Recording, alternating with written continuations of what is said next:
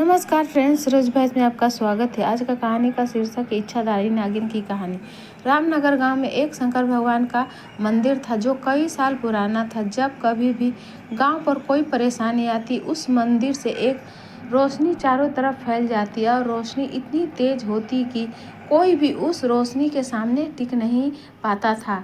एक दिन वहाँ एक मुसाफिर आया। उसका नाम सोहन था। सोहन, अरे भैया सुनो, मुझे शहर के लिए जाना है, लेकिन रात बहुत हो गई है, तो क्या मैं यहाँ रुक सकता हूँ? भैया, आप जाकर एक बार सरपंच साहब से मिल लीजिए, वही आपको यहाँ रुकने की आज्ञा दे सकते हैं। सोहन, अच्छा ठीक है। सोहन वहाँ से सरपंच के पास निकल जाता है और सरपंच के पास जाकर कहता है, सरपंच साहब, मुझे कल सुबह तक के लिए यहाँ रुकना है। मुझे शहर जाना है, लेकिन रात बहुत हो गई है, तो मैं इस समय नहीं जा सकता। सरपंच बोला, कोई बात नहीं, आप हमारे गांव में रुक सकते हो। सोहन, आपका धन्यवाद। सरपंच जी सोहन को अपने ही घर में रोक लेता है और सोहन को बहुत आदर सम्मान करता है। लेकिन रात को सोहन सोता नहीं है, मंदिर की तरफ जाता है और सरपंच उसे मंदिर की तरफ जाते हुए देख लेता है। सरपंच भी सोहन के पीछे जाता है। सरपंच, क्या बात है सोहन, आप इतनी रात को मंदिर के पास क्यों घूम रहे हो? सोहन, मुझे यहाँ से कुछ आवाज़ और रोशनी दिखाई दी थी, इसीलिए मैं यहाँ आया हूँ। सरपंच, ये हमारे गांव का सबसे पुराना मंदिर है। जब भी गांव पर कोई मुसीबत आती है तो ये मंदिर हमारी रक्षा करता है। सोहन, हाँ, कोई नागिन है क्या? सरपंच, आपको कैसे पता? सोहन, मुझे ऐसा लगा जैसे यहाँ कोई नागिन है। सरपंच, कौन हो तुम? सोहन, मैं सोहन हूँ। सरपंच, तुम कोई और हो, तभी तुमको ये पता चला कि यहाँ कोई नागिन है। सरपंच की आवाज़ सुनकर और भी लोग वहाँ आ जाते हैं। लोग, क्या हुआ सरपंच जी? सरपंच, इसे हमने मेहमान समझकर अपने घर और गांव में रखा, लेकिन ये कोई साधारण इंसान नहीं है। इसे पता है यहाँ नागिन है। सोहन, मैं सपेरा हूँ और मैं इस नागिन की तलाश में ही आया हूँ। मुझे किसी भी तरह ये नागिन चाहिए।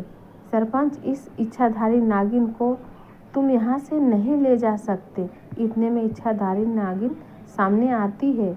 इच्छाधारी नागिन, क्यों आए हो तुम यहाँ? सोहन, मैं तुमको लेने के लिए आया हूँ, चलो मेरे साथ। इच्छाधारी नागिन, मैं तुम्हारे साथ नहीं जाऊँगी, और सालों से मैं यहाँ हूँ और मैं यहाँ से नहीं जा सकती। सोहन, अगर तुम मेरे साथ नहीं चलोगी तो मैं ये पूरा गांव बर्बाद कर दूंगा। इतना कहते ही तेज हवा चलने लगती है, लोगों के घर टूटने लगते हैं। इच्छाधारी नागिन, मत करो ऐसा तुम। सोहन, मैं ऐसा करना नहीं चाहता था, लेकिन तुम मेरी बात नहीं सुन रही हो।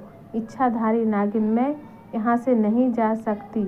अगर मैं यहाँ से गई तो मेरी मृत्यु हो जाएगी। सोहन, और अगर तुम मेरे साथ नहीं गई तो तुम्हारे बचपन का गांव बर्बाद हो जाएगा।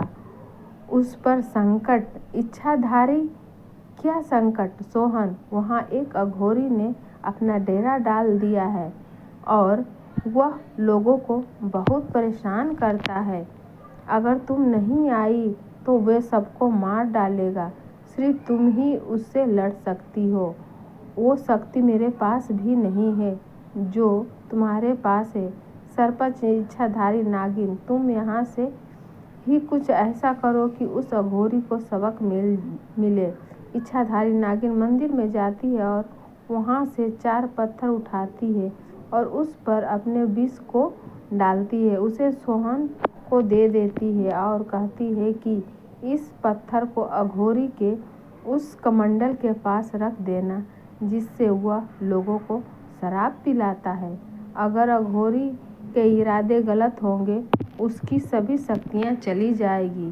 सोहन वो पत्थर लेकर चला जाता है और जैसा इच्छाधारी नागिन ने बोली होती है वैसा ही करता है। सोहन अघोरी, तुम लोगों को शराब पिलाना बंद करो, इससे गांव के लोगों की मौत हो रही है। अघोरी, तुम कौन होते हो मेरे बीच में बोलने वाले? मैं ऐसा ही करता रहूँगा। ऐसा बोलते ही अघोरी, ये मुझे क्या हो रहा है? कोई मुझे बचाओ, मेरी शक्तियाँ खत्म हो रही है, मैं कुछ भी नहीं कर पा रहा हूँ। और अघोरी को लकवा हो जाता है और उसका शरीर नीला पड़ने लगता है। वह जमीन पर गिर जाता है। अघोरी, बचाओ बचाओ। सोहन अघोरी, अब तुम साधारण इंसान हो और अब तुम हमारा कुछ नहीं बिगाड़ सकते।